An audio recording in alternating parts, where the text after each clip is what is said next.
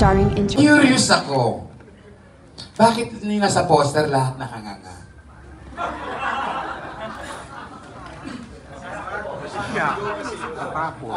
Yun. Kailangan yung panoorin. Pero actually, sigaw yan, di ba? Oh, sigaw yan. Required ba talagang nakanganga?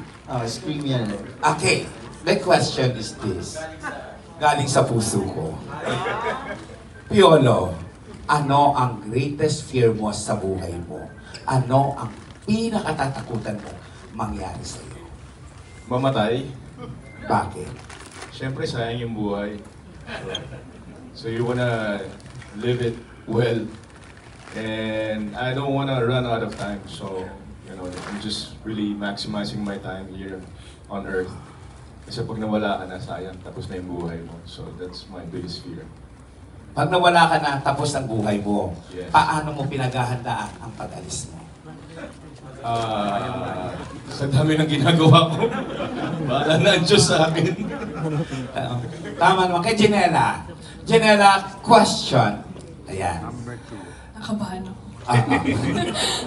Kinakabahan daw bigla. Question ko ay, dumating na ba sa buhay mo ang kinatatakutan mo?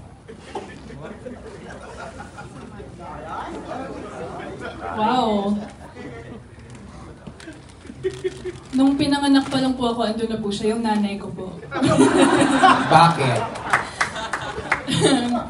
Self-explanatory na po. Hindi ko na kailangan i-explain, ba't ako natatakot sa kanya.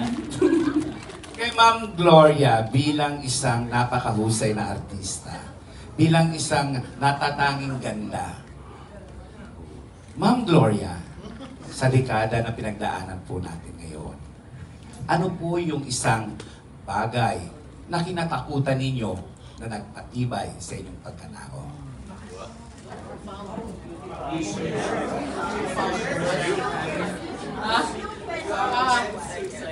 Hindi ko naman naisip yung ito ang tinitin ko mangyari. Ano ang bagay na kinakatakutan ko? Mga na nagpatibay sa'yo.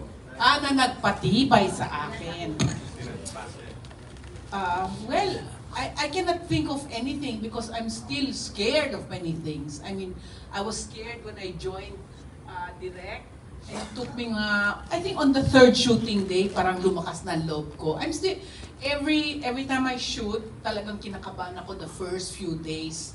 Kasi baka hindi ko kaya ito. I'm always thinking, ano kaya? Matras na lang ako. I'm really like that. From the first time I've ever done a movie, except my first movie, parang wala lang, picnic. Pero afterwards, I realized what it is. So, every time I do a movie, I don't think any past experience can help me because I'm always kabado. That's why, dami kong kasama. Marami akong kasama.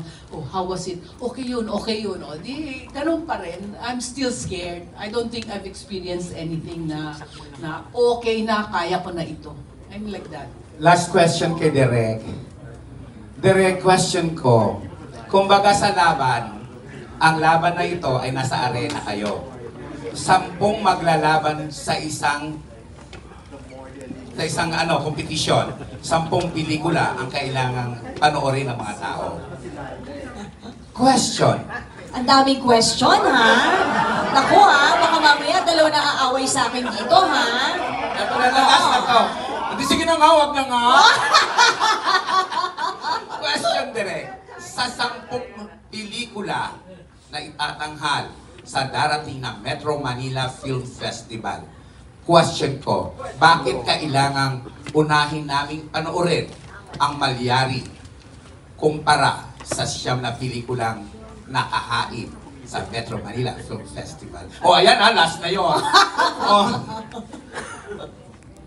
Malaking factor yung never in the history ng film, for me I mean sa akin lang to, opinion ko lang po ito. Wala pa akong alam na pelikula na natin na nagawa na ganito. Na 3 ang timeline, na tinahi into one. It's a horror movie. It's a social commentary. And then, the overall theme is love. I don't know. Siguro kayo, wala pa. Siguro yun yung isa sa mga laban ng Malyari. I mean, it's everything that you were looking for. Kaya nga siguro yun yung ano namin na parang eto yung pelikula na kapag pinanood mo, lahat ng senses mo gagana. Kasi sinigurado namin yun doon sa pelikula. I mean, it's one also the reason kung bakit ganun katagal yung material bago namin nailabas. We could easily do a material na sobrang dali, ganito, pero we want to offer something new na kapag nilabas nyo na kahit ano mangyari, mataalala nyo, Malyari.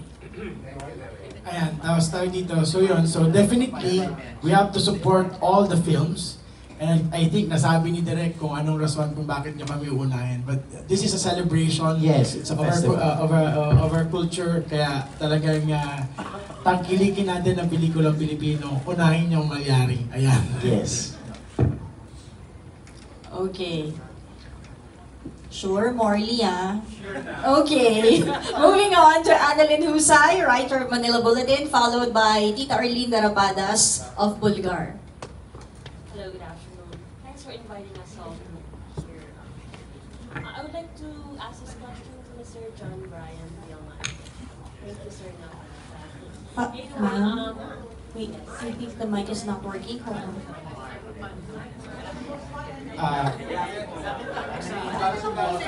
Malapit lang daw po. Itutok mo daw, Ate Annalyn. Itutok like you mean it. Ganon. Ganun pala, hindi ako Yes, marunong yes. na mental block ako. Mr. John Brian or Brian, what can we expect from Mentork Productions after Malyari? And with your collaboration with Warner Brothers, may expect din ba namin kayo to go into international projects? Actually, when I started doing film, isa lang din po yung talagang personal sa akin po, na kung nakita nyo, narinig niyo po sila lahat, na may pagmalaki ang kulturang Pilipino in a way ng pelikula natin dito. Sarili talaga natin kultura. When I read the script, na binigay, napakagandang script na binigay sa akin, sabi ko, mahirap din itong palampasin. Actually, nung nagsimula kami, there are a lot of non-believers because I'm new also, diba? And mahirap yung journey namin actually. Ako until now, hindi ako makapaniwala kung nasaan kami ngayon. And a lot of people now after the Warner Brothers, natutuwa po kami dahil ang dami po namin bumungos na suporta. That's why. And I think isa sa pinaka, ito po yung maraming missed opportunities. It's because with these talented people, the only thing that we need to do is give them the best environment so that yung creative juices will come into fruition. And that's what Malyari was able to make. No? At mapapanood yun po yan sa 25. And yan din ang rason kung bakit umuo ang Warner. Ano po? And that's a seal of approval. Tayo po dito, we have a unique way of storytelling tayo mga Pilipino. And definitely, that's the big dream. Pwede lang po akong mangarap ngayon. Pero definitely, yun po talaga ang pangarap namin. And it wouldn't be done just because mentor yun, but because nakita ko kasi ako po ang pinaka-stranger sa lahat sa kanila pagdating sa pelikula. Pero nung tumapak ako sa set, yung glimmer nung mata nila, yung tawag dito, yung passion nila on doing the film, as long as you give them all the tools that they need. Ano po? Hindi po ito nagsimula na malaki dahil malaki lang trip namin, malaking production. But at the end, yun ang requirement ng storya. Tama po ba? So we just made sure that they're able to deliver with everything that they need. So nandun kami, nasa likod kami, yung mentor nasa likod kami ng lahat ng pangangailangan nila. Ayun po. Actually, hindi po din yun ganun kadali. Ang daming debate, direct. Diba? Ang daming debate. And also, syempre, nung una, hindi po talaga naniniwala. Pero, ang ginawa lang po namin is really give them the best environment. Kasi yun dapat po ibigay sa lahat po ng manlilikhang Pilipino. Ayan, di ba? Yun po dapat ang ibigay. At nakita niyo naman po, ito po naging resulta, ang Malyari. And kami, really, Mentor Production, ako po personally, nangangarap po ako na mapabilang din tayo doon. na they wanted to work with us because magagaling tayo. So, kung yung opportunity para ilabas ang galing ng Pilipino, kami po ang maging susi or maging umpisa, will be happy to play that role.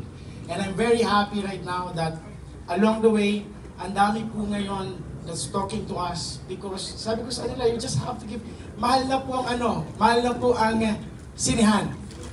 Pero hindi tayo dapat mag-isip backwards. Mahal ang sinihan, so ibigay natin worth it dapat. Tama? Hindi dapat tayo paatras. So wala na po tayong magagawa, may inflation eh. But at the end of the day, that's why we're this from day one. It's because I think audience is king. Let's give them worth it ng kanilang pera. So yun po yung role ng mentor.